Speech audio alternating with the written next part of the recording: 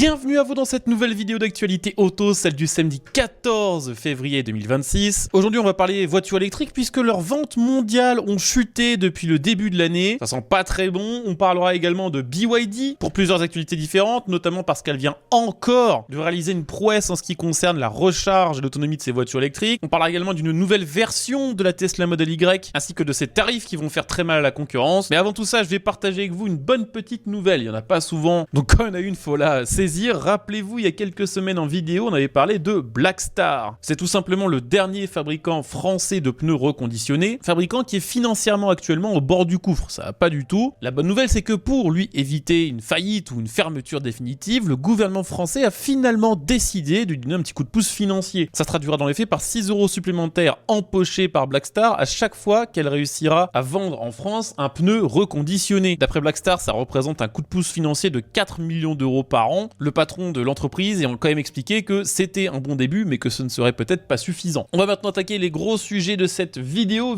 qui j'espère vous plaira. Si c'est le cas, n'hésitez pas à le montrer en laissant un petit like, en vous abonnant, en boostant celle-ci et en laissant un petit commentaire dans lequel vous donnerez votre avis sur l'actu du jour. On va donc commencer cette vidéo avec quelques chiffres qui concernent les ventes globales, les ventes mondiales de voitures électriques, et le moins que l'on puisse dire, c'est que 2026 commence assez mal. Effectivement, les ventes mondiales en janvier 2026 de voitures électriques ont reculé de 3% comparé à janvier 2025. Et ça, c'est une première, mais elle ne surprend pas vraiment le monde de l'automobile, qui au niveau mondial, déjà depuis des mois, observait une stagnation, un ralentissement de la demande pour l'électrique. Donc non seulement au niveau mondial, la voiture électrique ne progresse plus, mais en plus, elle régresse. Alors comme on va le voir dans cette vidéo, c'est pas le cas partout dans le monde, mais c'est le cas sur ses principaux marchés. À commencer par son marché numéro 1, la Chine. Et oui, le berceau de la voiture électrique s'est crashé en janvier 2026. Et là, on parle pas d'une petite baisse, on parle de moins 20% de ventes de voitures électriques en janvier 2026 comparé à janvier 2025. Et même de 50% de moins comparé à décembre 2025, le mois juste précédent. Mais c'est un peu moins probant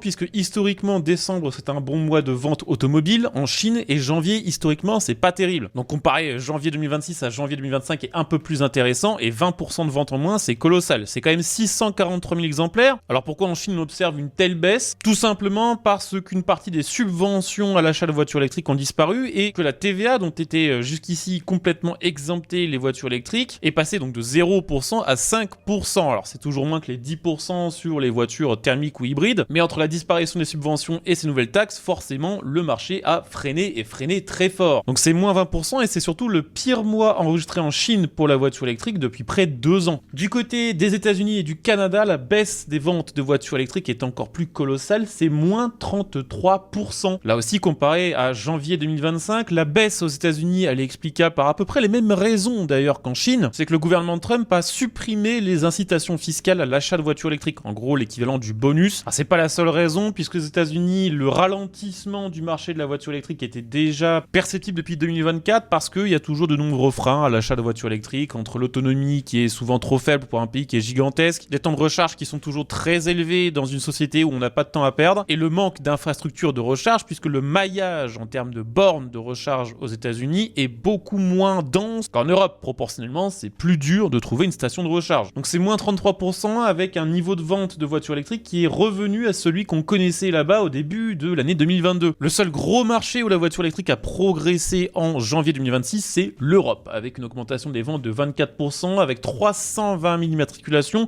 Cependant, il s'agit quand même de la croissance la plus lente qu'on ait observée depuis février 2025. La seule région où la voiture électrique continue de progresser, c'est là où elle est encore subventionnée. Alors bien sûr, il va falloir attendre encore de nombreux mois pour voir si cette dynamique continue en 2026 ou si le marché de la voiture électrique rebondit. En tout cas, ça commence plutôt mal, hein. Et cette baisse d'intérêt pour la voiture électrique, BYD l'a bien constaté et a décidé de tenter de récupérer un marché qui a été abandonné par la plupart des grands constructeurs européens. Ce marché, c'est celui du petit SUV hybride rechargeable. C'est un secteur sur lequel autrefois les groupes européens travaillaient, comme par exemple Renault avec son ancien Captur hybride rechargeable ou même Stellantis avec le Jeep Renegade. Sauf que ces modèles n'ont pas été renouvelés, c'est un secteur qui n'existe plus et BYD a l'intention de récupérer son monopole. Alors ce qu'il faut savoir, c'est que BYD sur le marché de l'hybride rechargeable en Europe, c'est colossal. On pense qu'ils ne font que des voitures électriques, mais pas du tout, hein. Le véhicule hybride rechargeable qui s'est le plus vendu en Europe en 2025, je rappelle que c'est le BYD Seal U en Europe, hein. Ce succès, elle veut le reproduire sur le marché du petit SUV hybride rechargeable avec son Atto 2 qui est jusqu'ici commercialisé en Europe seulement en version 100% électrique. Cette nouvelle version hybride rechargeable sera dotée d'une batterie 18 kWh qui lui permettra d'avoir environ 90 km d'autonomie en tout électrique et jusqu'à 1000 km d'autonomie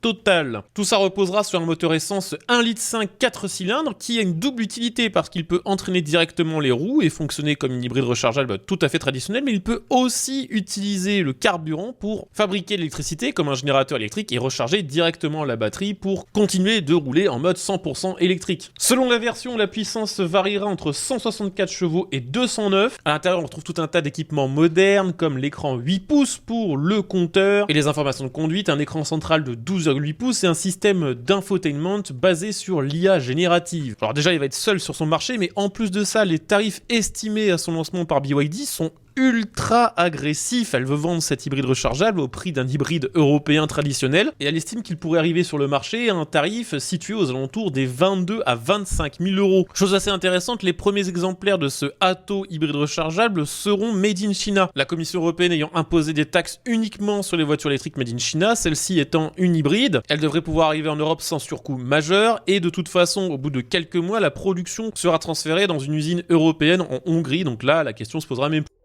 Alors c'est pas parce que BYD mise maintenant sur l'hybride rechargeable en Europe qu'elle abandonne totalement la voiture électrique et elle vient encore de prouver sa supériorité, ou en tout cas la supériorité de l'industrie automobile chinoise en ce qui concerne la voiture électrique, leur système de rechargement et leurs autonomies. La marque vient de dévoiler un gros SUV qui sera le sommet de sa gamme, il s'appelle le Great Tang. Il est colossal, 5,30 m de long, un empattement 3,10 m et surtout une base technique assez révolutionnaire, une architecture 1000 volts. D'après BYD, cette architecture peut supporter jusqu'à 1000 ampères en recharge et grâce à cette nouvelle technologie baptisée Megawatt Flash Charging, BYD affirme qu'il serait possible de récupérer 400 km d'autonomie en seulement 5 minutes. Alors évidemment, il faut avoir l'infrastructure de recharge qui va avec et en Europe, on n'a pas de borne assez puissante pour pouvoir recharger à cette vitesse. N'empêche que ce serait théoriquement et techniquement faisable. Pour info, la puissance du véhicule variera entre 400 et 780 chevaux pour les plus grosses versions. Il dispose évidemment de tout un tas de technologies ultra haut de gamme et le tout premier véhicule de chez BYD a profité de roues arrière directrices. Et le plus beau là-dedans, c'est le tarif, puisque un véhicule de ce standing en Europe, ce serait quoi? 150 000 euros. En Chine, c'est 50 000. Du côté de chez Tesla, il y a aussi du neuf, et de toute façon, va falloir en proposer pour essayer de faire remonter un petit peu les ventes. Tesla vient d'enrichir encore la gamme européenne de son nouveau modèle Y avec une nouvelle déclinaison baptisée Standard Grande Autonomie Propulsion. Pour faire très simple, il utilise les batteries de la version Grande Autonomie et la propulsion, le système de transmission, des versions d'entrée de gamme du modèle Y, donc c'est un espèce de mix des deux. D'après la norme WLTP, cette nouvelle version du modèle Y pourrait atteindre 657 km d'autonomie, elle disposera de jantes 18 pouces, d'une consommation mixte annoncée de 12,7 kWh au 100 km. Il sera produit évidemment dans la Gigafactory allemande de Berlin, profitera d'une batterie d'environ 80 kWh, qui est plus grosse, vous l'aurez compris, que celle du modèle standard. Résultat, environ 124 km d'autonomie supplémentaire, et même, et ça c'est assez intéressant, une autonomie annoncée supérieure à celle de la version Premium Grande Autonomie Propulsion, qui techniquement est la même, mais qui est un peu plus lourde et qui consomme un petit peu plus. C'est un peu aberrant quand on sait que la version Premium coûte plus cher que la standard, pour au final,